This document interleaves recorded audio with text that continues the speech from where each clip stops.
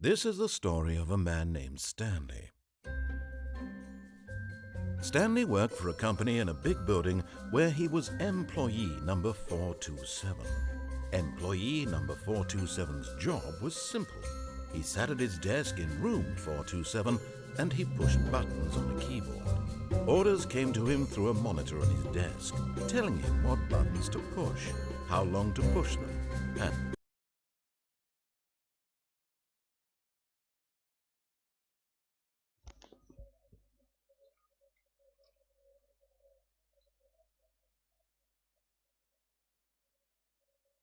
order. This is what employee 427 did every day of every month of every year. Hijo de And although puta, con un others dedo might have escribe. considered it soul-rending, Stanley relished every moment that the orders came in, as though he had been made exactly for this job. And Stanley was happy. And then one day, something very peculiar happened. Something that would forever change Stanley. Something he would never quite forget.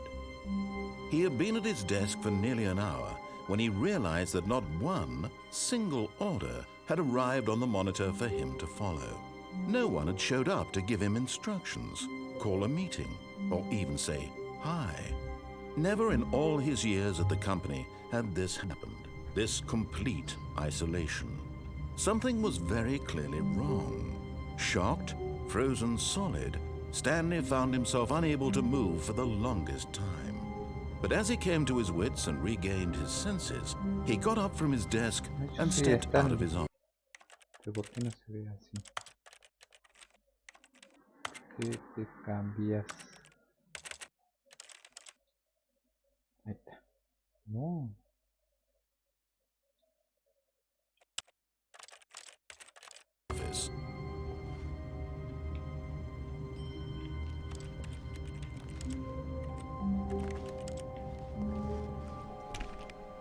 All of his co-workers were gone. What could it mean? Un hijo de Stanley puta que nada decided to pasa. go to the meeting room. Mi idioma español. Mm. Ahí está.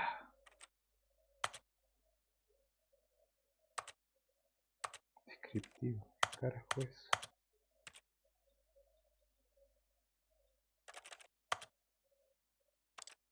No, pero sí, si no, no voy a entender nada.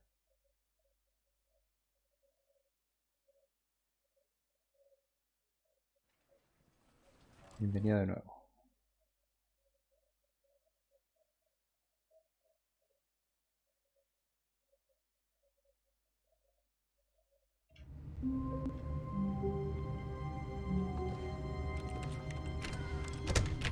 But Stanley simply couldn't handle the pressure. What if he had to make a decision? What if a crucial outcome fell under his responsibility? He had never been trained for that. No. This couldn't go any way except badly. The thing to do now, Stanley thought to himself, is to wait. Nothing will hurt me. Nothing will break me. In here I can be happy forever. I will be happy. Stanley waited. Hours passed, then days. Had years gone by? He no longer had the ability to tell. What the fuck? But the one thing he knew for sure, beyond any doubt, was that if he waited long enough, the answers would come. Eventually, someday, they would arrive. Soon, very soon now, this will end. He will be spoken to. He will be told what to do. Now it's just a little bit closer.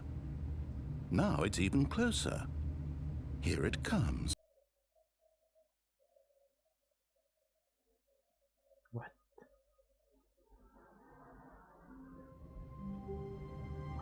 What? All of his co-workers were gone. What could it mean? Stanley decided to go to the meeting room. Coronavirus. Perhaps he had simply missed a memo.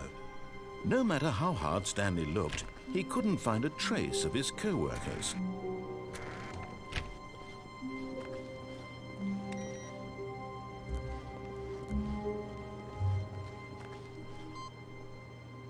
¿Qué?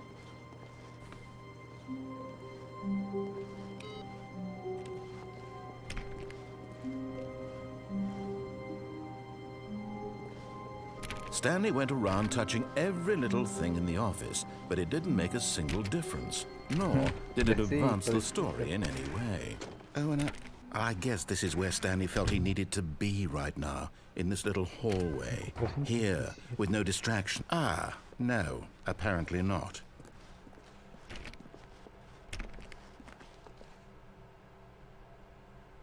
The fuck?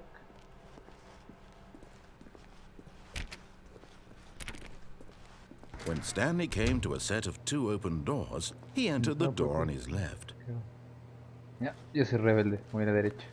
This was not the correct way to the meeting room, and Stanley knew it perfectly well. Perhaps he wanted to stop by the employee lounge first, just to admire it. Yo quería darme cuenta.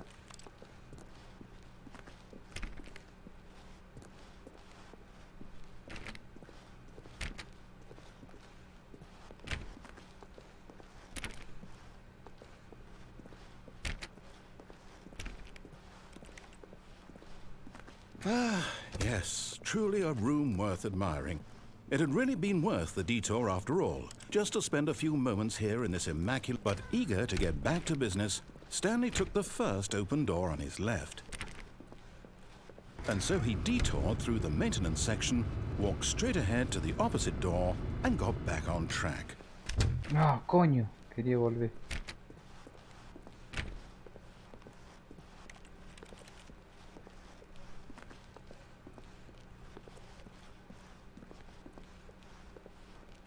Yet there was not a single person here either. Feeling a wave of disbelief, Stanley decided to go up to his boss's office, hoping he might find an answer there.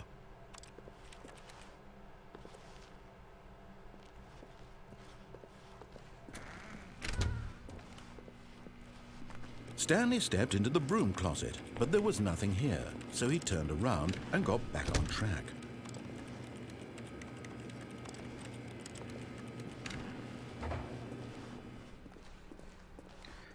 Ay, loco que cuente mi historia.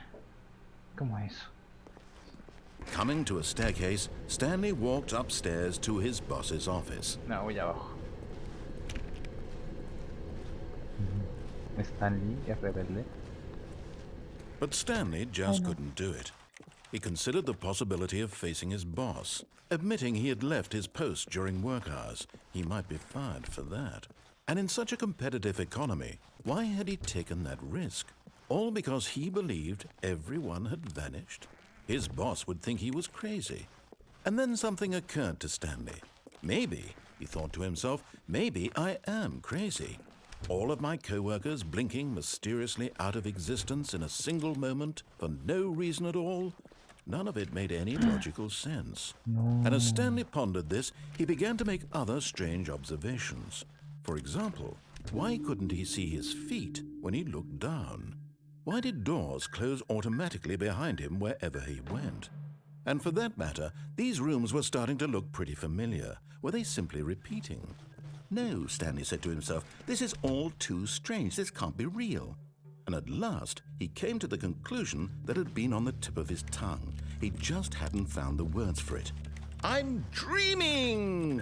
he yelled. "This is all a dream." No dije eso. Oh, what a relief Stanley felt to have finally found an answer, an explanation. His co-workers weren't actually gone. He wasn't going to lose his job. He wasn't crazy after all. And he thought to himself, I suppose I'll wake up soon. I'll have to go back to my boring real-life job pushing buttons. I may as well enjoy this while I'm still lucid. So he imagined himself flying and began to gently float above the ground. Then he imagined himself soaring through space on a magical star field, and it too appeared. It was so much fun, and Stanley marveled that he had still not woken up. How was he remaining so lucid? And then perhaps the strangest question of them all entered Stanley's head. One he was amazed he hadn't asked himself sooner. Why is there a voice in my head dictating everything that I'm doing and thinking? Now the voice was describing itself being considered by Stanley, who found it particularly strange. I'm dreaming about a voice describing me, thinking about how it's describing my thoughts, he thought. And while he thought it all very odd and wondered if this voice spoke to all people in their dreams, The truth was that, of course, this was not a dream. How could it be? Was Stanley simply deceiving himself, believing that if he's asleep, he doesn't have to take responsibility for himself? Stanley is as awake right now as he's ever been in his life. Now, hearing the voice speak these words was quite a shock to Stanley. After all, he knew for certain, beyond a doubt, that this was in fact a dream. Did the voice not see him float and make the magical stars just a moment ago? How else would the voice explain all that? This voice was a part of himself too. Surely, if he could just... He would prove it. He would prove that he was in control, that this was a dream. So he closed his eyes gently, and he invited himself to wake up. He felt the cool weight of the blanket on his skin, the press of the mattress on his back, the fresh air of a world outside this one. Let me wake up, he thought to himself. I'm through with this dream. I wish it to be over. Let me go back to my job. Let me continue pushing the buttons. Please, it's all I want. I want my apartment and my wife and my job. All I want is my life exactly the way it's always been. My life is normal. I am normal. Everything will be fine. I am okay.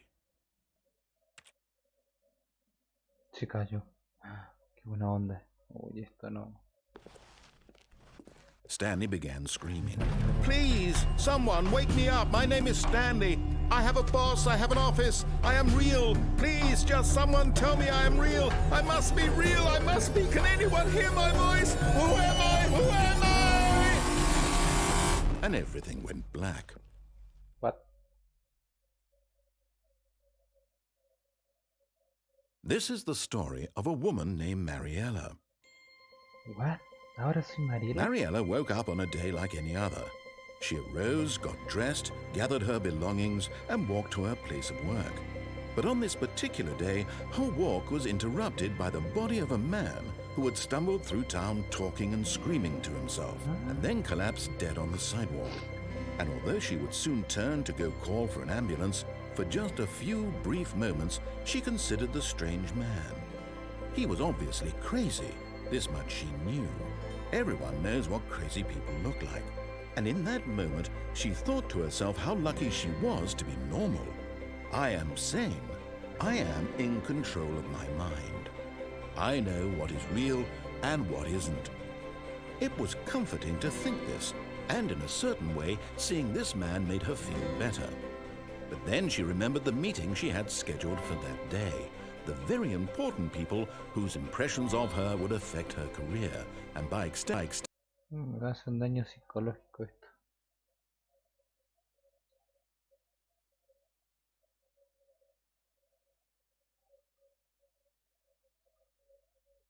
the rest of her life. She had no time for this, so it was only a moment that she stood there, staring down at the body. And then she turned and ran.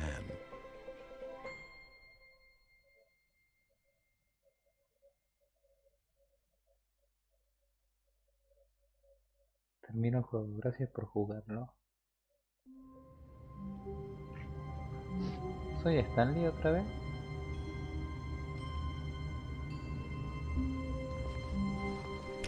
All of his co-workers were gone. What could it mean? Stanley decided to go to the meeting room. Perhaps he had simply missed a memo.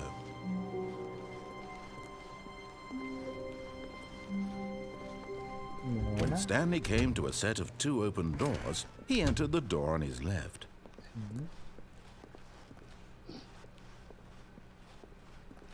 Yet there was not a single person here either.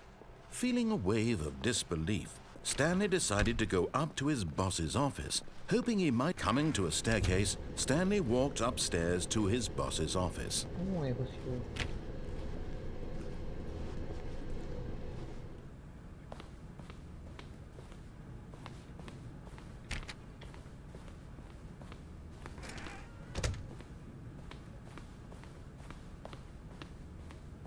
Stepping into his manager's office, Stanley was once again stunned to discover not an indication of any human life. Shocked, Unraveled, Stanley wondered in disbelief who orchestrated this. What dark secret was being held from him? What he could not have known was that the keypad behind the boss's desk guarded the terrible truth that his boss had been keeping from him. And so the boss had assigned it an extra secret PIN number, 2845. But of course, Stanley couldn't possibly have known this.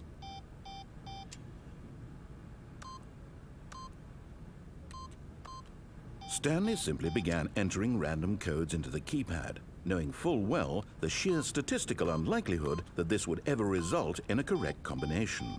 If he knew that the combo was 2845, it would be another story entirely. But no, this is what he was going to do instead.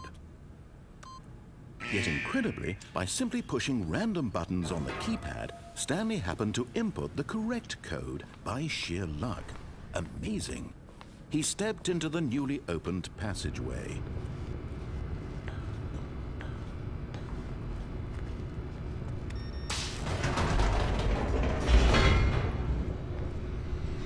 Tengo meu. Tengo meu.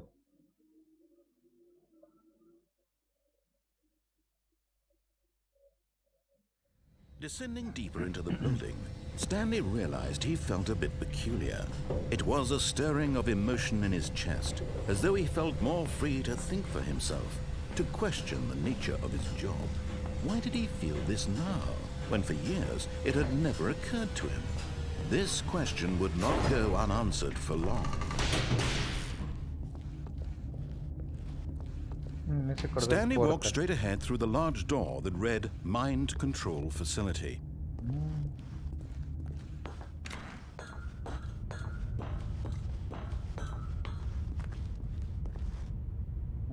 ¿Tocar o no tocar? Es muy grande ese botón. Muy llamativo. The lights rose on an enormous room packed with television screens. What horrible secret did this place hold? Stanley thought to himself. Did he have the strength to find out?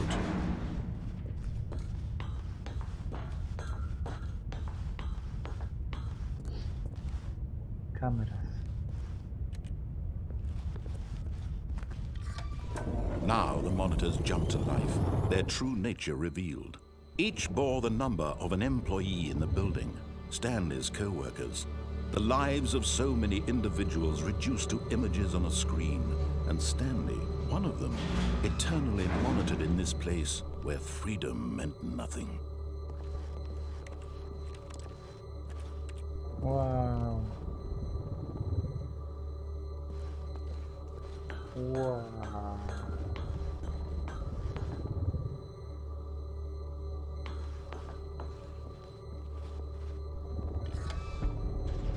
This mind control facility, it was too horrible to believe. It couldn't be true. Had Stanley really been under someone's control all this time?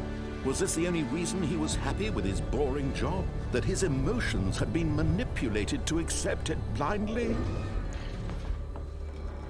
No, he refused to believe it. He couldn't accept it. His own life in someone else's control? Never!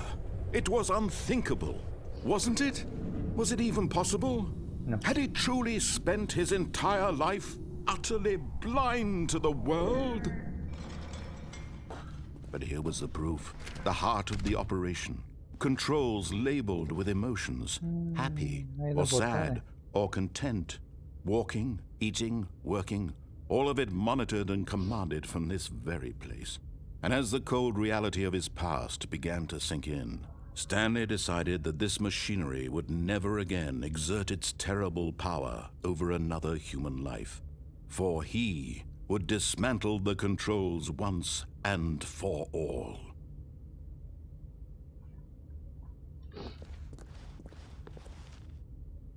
Hay tantos botones que no sé qué hace. Acá hay más. ¿Qué hago? ¿Qué hago?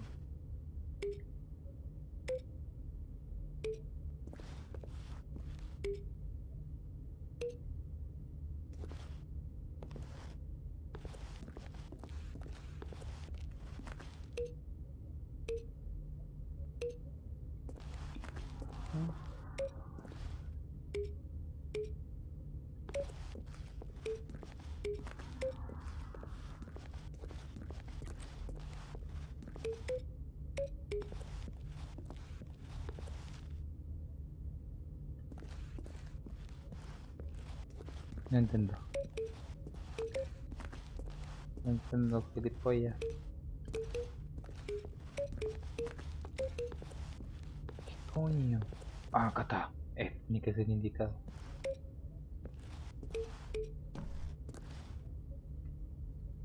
¿No?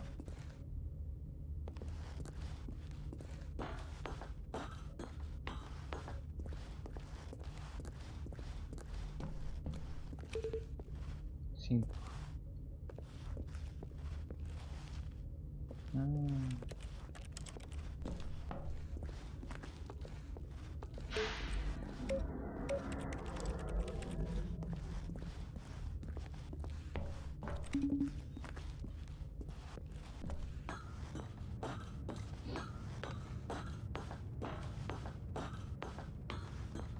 System power. And when at last he found the source of the room's power, he knew it was his duty, his obligation, to put an end to this horrible place and to everything it stood for.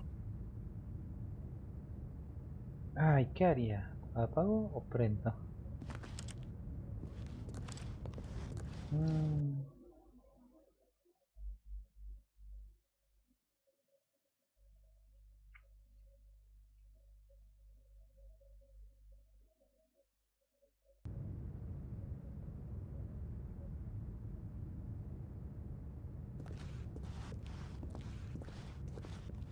Me interesa saber qué es.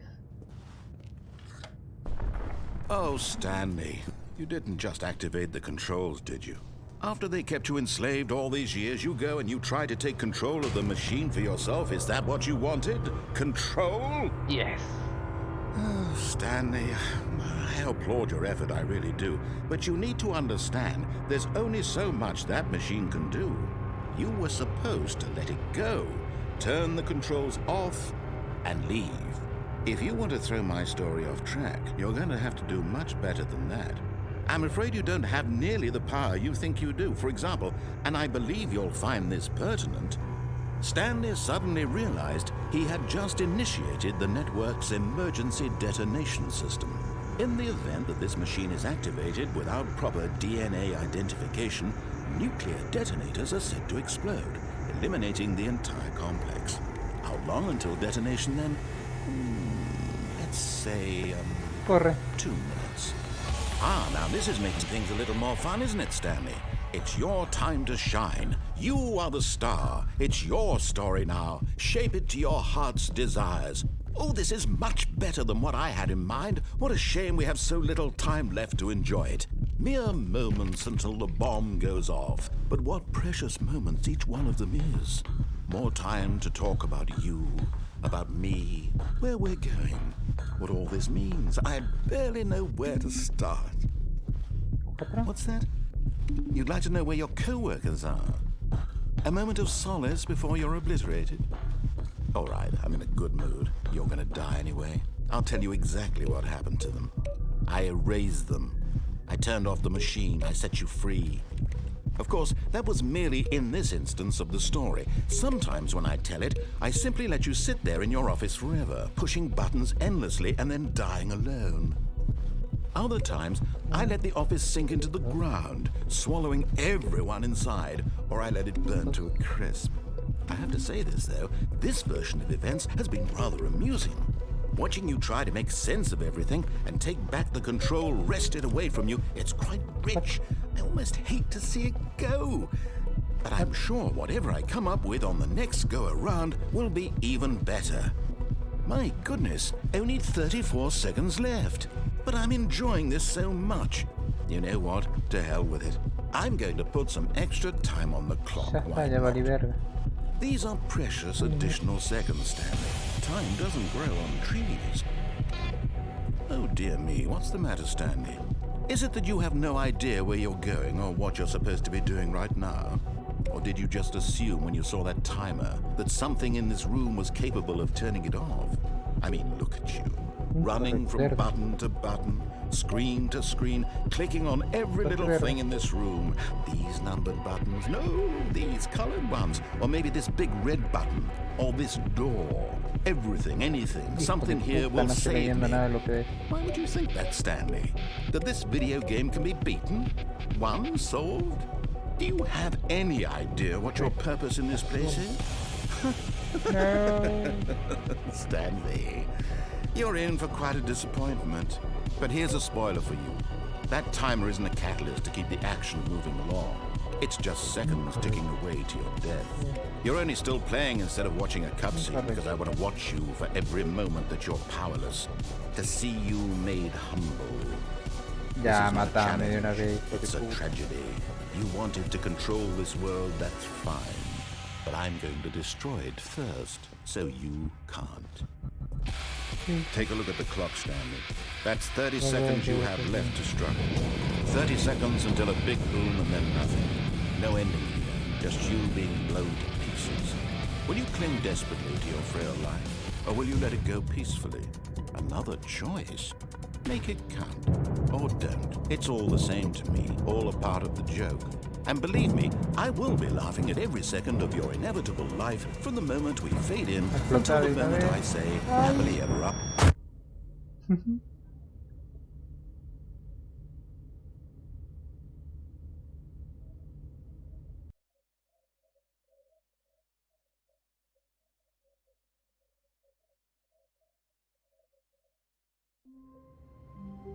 No, me estás jodiendo.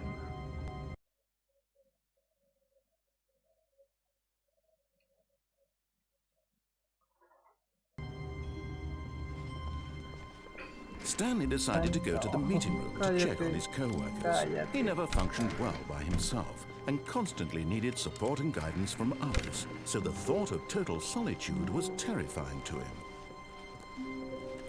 When Stanley came to a set of 2 open doors, he entered the door on his left. Yet there was not a single person here either. Feeling a wave of disbelief, Stanley decided to go up to his boss's office. Coming to a staircase, Stanley walked upstairs to his boss's office.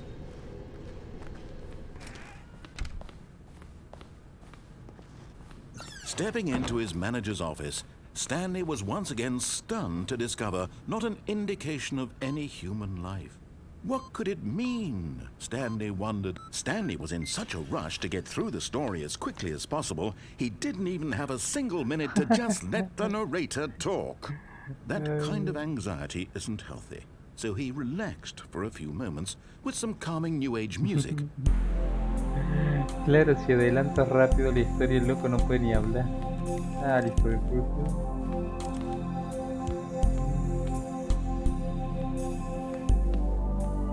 Feeling soothed and rejuvenated, Stanley calmly walked forward into the opened passageway.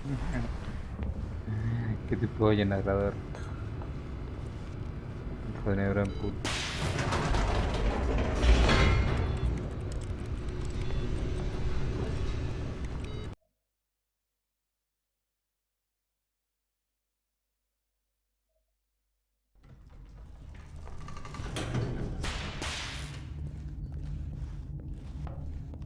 Stanley walked straight ahead through the large door that read Mind Control Facility. ¿Y esto?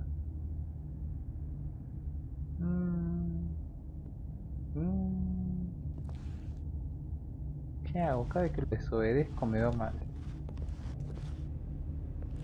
Although this passageway had the word escape written on it, the truth was that at the end of this hall, Stanley would meet his violent death. ¿Te hago caso o no te hago caso? Narrador.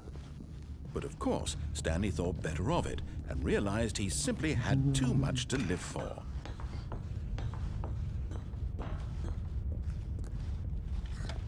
The lights rose on an enormous room packed with television screens. What horrible secret did this place hold?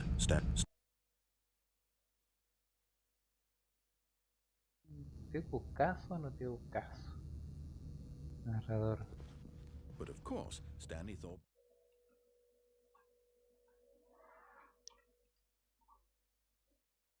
to himself, did he have the strength to find out? Que te follen, tengo que hacer caso.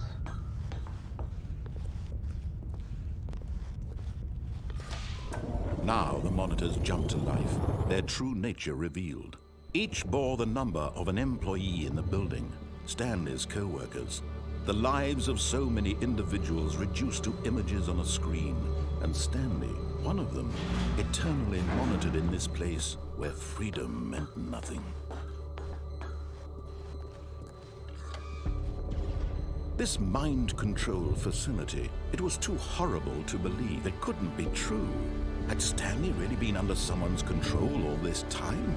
Was this the only reason he was happy with his boring job? That his emotions had been manipulated to accept it blindly?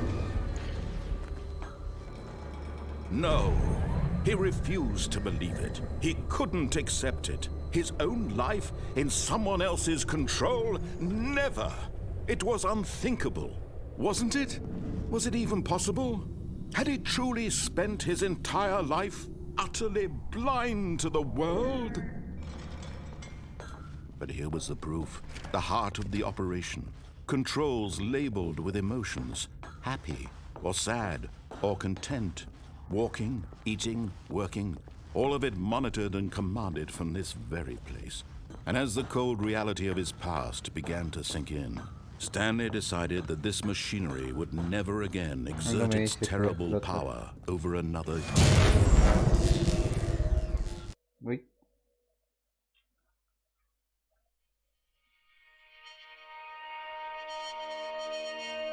Pero me enojo. Blackness and a rising chill of uncertainty. Was it over?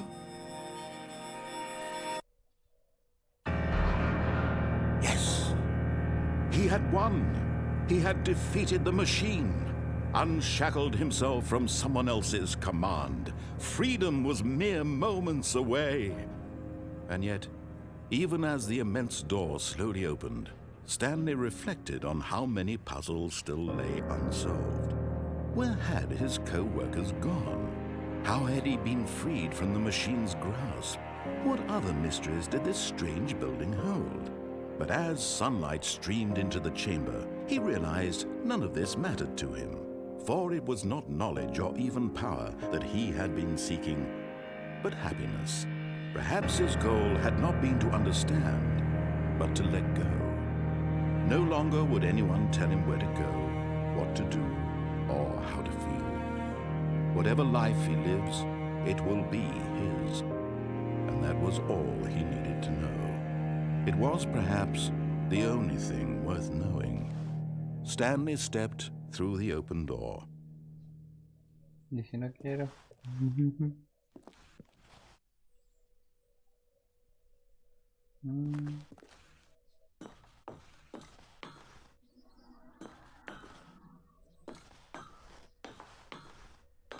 ¿Quiero o no quiero?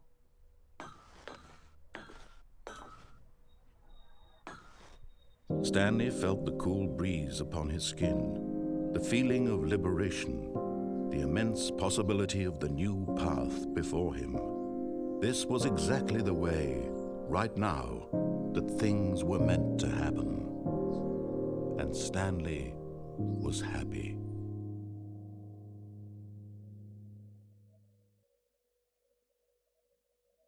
Completar el juego. Mira vos. Es muy psicológico, hijo de puta. A ver, voy a sacar la duda rápido. All of his co-workers were gone. What could it mean? Stanley decided to go to the meeting room. Perhaps he had simply missed a memo. Bla bla bla bla bla bla bla bla. When Stanley came to a set of two open doors, he entered the door on his left.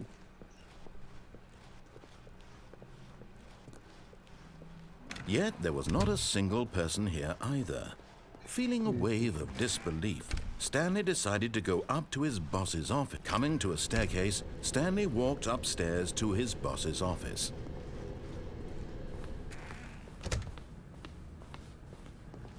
Okay, I think we all know the drill by now. Blah, blah, blah. Dark secrets, the keypad. Stanley pushes some buttons. Oh, hey, look, it's a new passageway. Quelle surprise.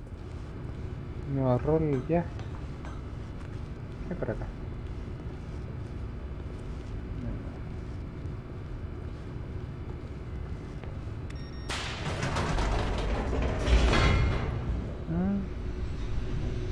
Se acuerda de todo. Narrador hijo de puta.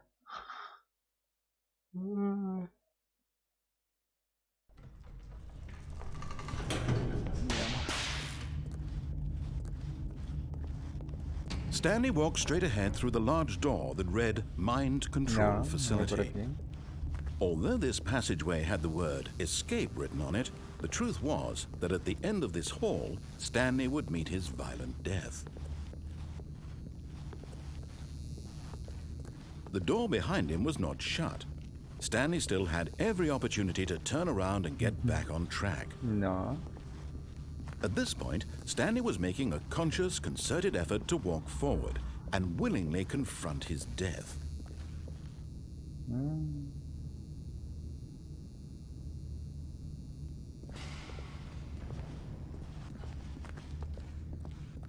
Ay, no me pasa nada.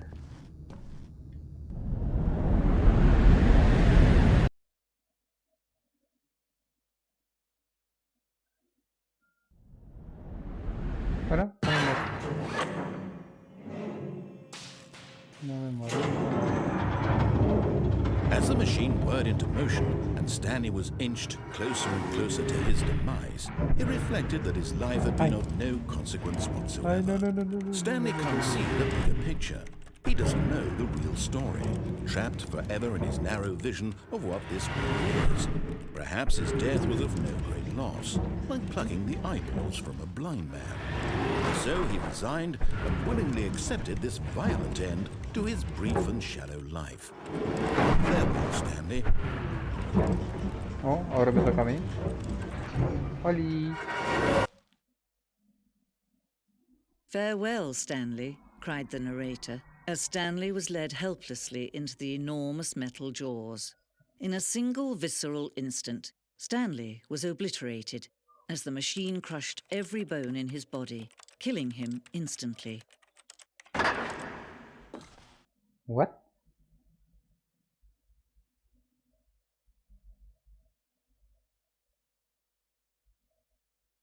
Hola?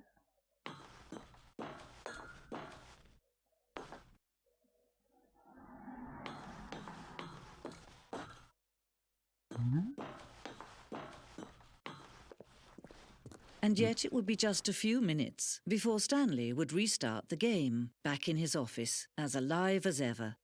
What exactly did the narrator think he was going to accomplish? ¿Me pueden dar a la linterna que no veo nada?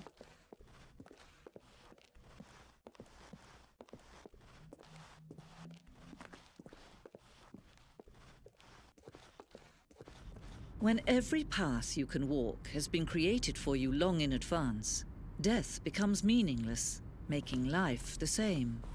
Do you see now? Do you see that Stanley was already dead from the moment he hit start? No. ¿Y esto?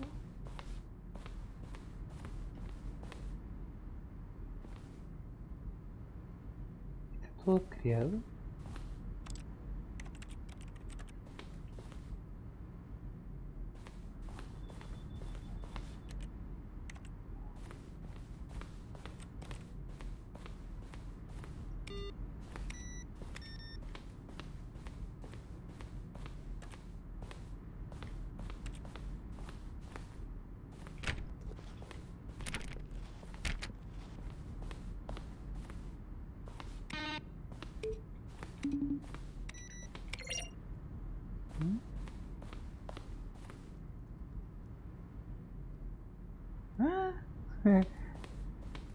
What?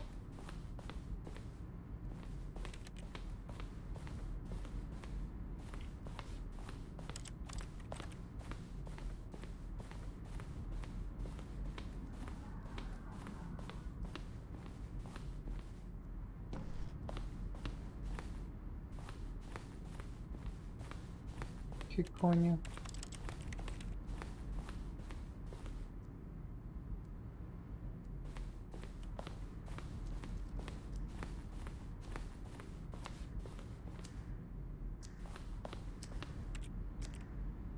Ocho, siete, ¿me van a llamar?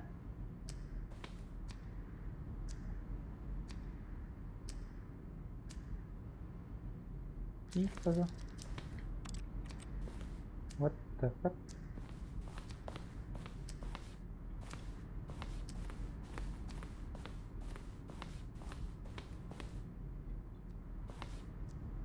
Ah, ya me perdí.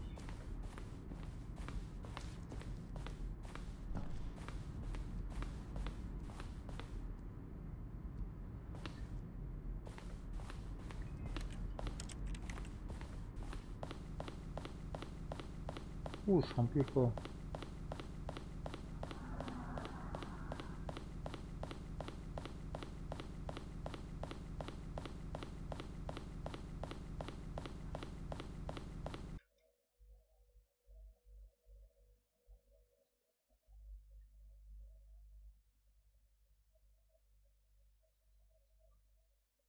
Literalmente lo rompí.